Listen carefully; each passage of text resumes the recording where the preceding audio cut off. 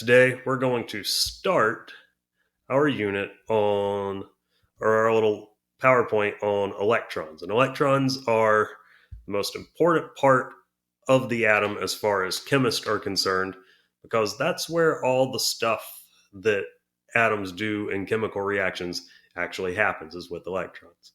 We're going to start our little study of electrons with something completely different.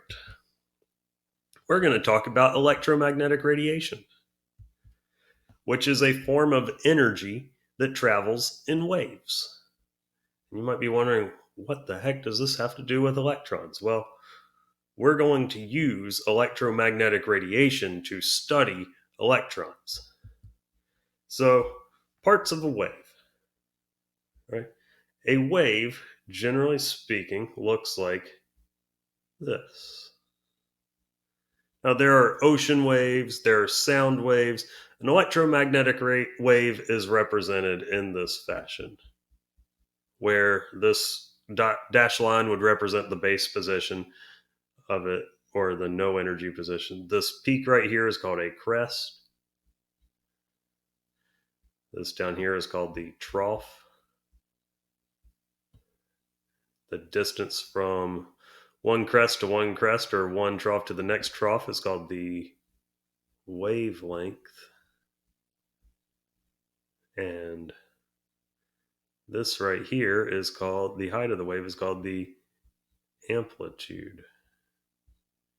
If you have ever listened to AM radio, the way it sends the actual signal, the way it encodes the sound, is by varying the amplitude or the height of the wave. So those are the parts of a wave. All electromagnetic radiation travels at the speed of light, which is 3 times 10 to the 8th meters per second. And as you would assume, based off of that information, yes, light is a form of electromagnetic radiation. Now, as far as all this goes, there's another term that's used quite frequently, which is frequency, which is waves per second. Now, if all waves are traveling at the same speed, then the number of waves, or complete wavelengths, that pass in a second would be the same if the wavelengths were the same.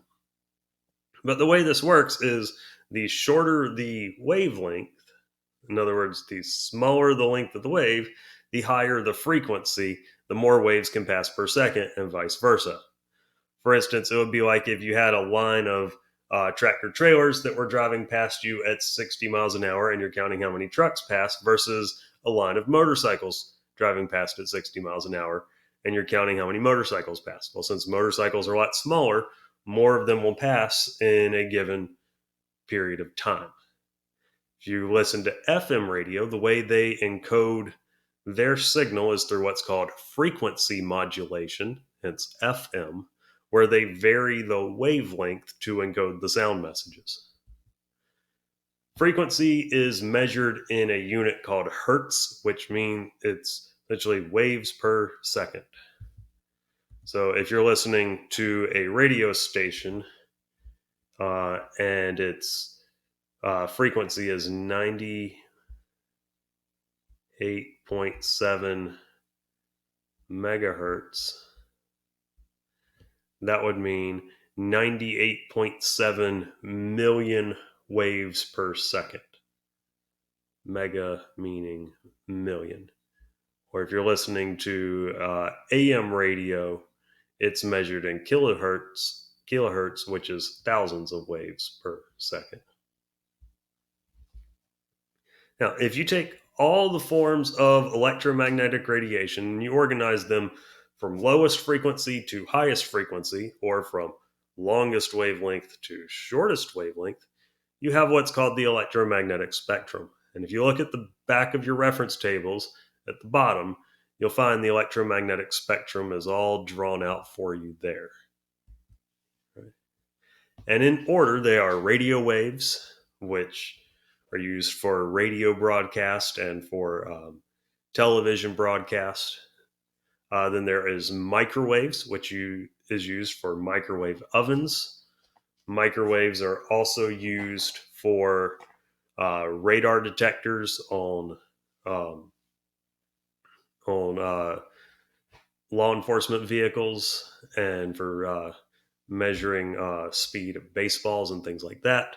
Microwave frequencies is also how cell phones and Wi-Fi works. It actually works in the microwave range. Then you have infrared, which your body detects as heat. Infrared is also used in remote controls. If you've ever seen a remote control with this little light on the end of it, that is an infrared receiver. There is not an infrared filter on my camera right here, so when I press buttons on there, you can actually see these little flashes, which your television has a receiver that receives those flashing codes of infrared light that you ordinarily can't see, and it interprets that in order to change the channel or turn the volume up and down. Right, then you get to red, orange, yellow, green, blue, indigo, and violet. Those are the colors of the rainbow, from longest wavelength to shortest, or lowest to highest frequency. Then you get to ultraviolet. Ultraviolet radiation is what can give you sunburns and skin cancer. It's also found in black lights. I have a ultraviolet flashlight right here, which it also gives off a little bit of violet light through these LEDs. But it is used, among other things, in counterfeit detection of currency. For instance, I have a $20 bill right here. If I shine this ultraviolet light on it, you may be able to see this green strip that lights up. Let's see if I can enlarge my video here. You may be able to see this green strip that lights up here under the ultraviolet light. And if you look really carefully, it actually has written across it USA 20, USA 20, USA 20. That way you know it's a $20 bill. Different denominations have different colored strips, and obviously a $10 bill would say USA 10, not USA 20, and so forth.